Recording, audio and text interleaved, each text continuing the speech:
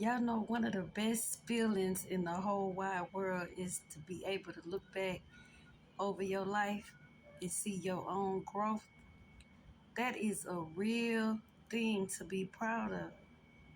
Like, you gonna sit back and think of times like situations you've been in and how you handled those situations. And then you gonna think about how you now handle those situations, and you can see the difference in between those. That's gonna be a real day that you really feel like you have accomplished something, you have grown, you have expanded, right? I was thinking about something a couple of days ago. It's gonna lead into like a little quick story time. And with this revelation, I realized the reason why we stay stuck in cycles for so long is because we don't pay attention to the repeat narratives that run in our life. Like the repetitive stuff that keep happening to you over and over again.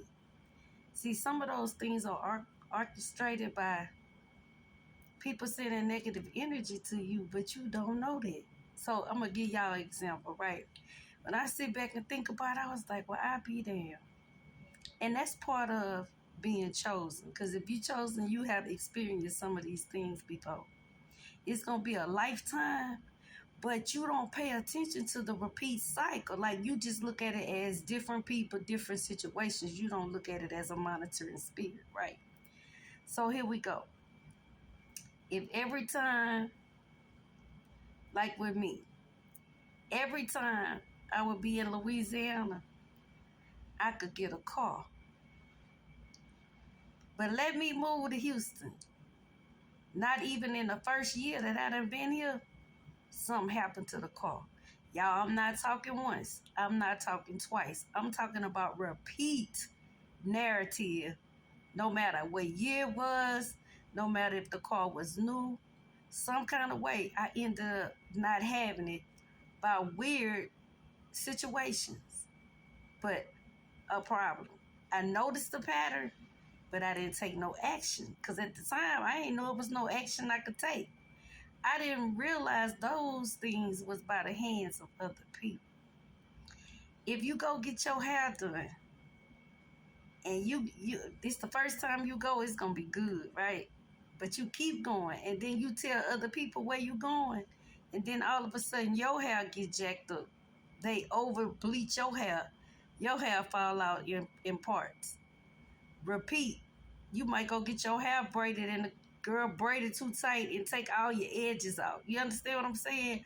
Like, it's something that get on people that make them start acting crazy towards you. You might have a monitoring spirit on you, okay? Because that's who doing all this. But it's a repeat thing. And another repeat thing was every time I met a man that I really liked, I'm talking about from high school, middle school, somebody went after him.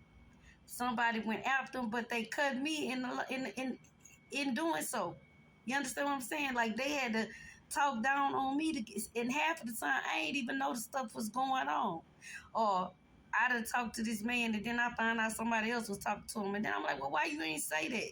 Like, it's repeat things like that happens to you.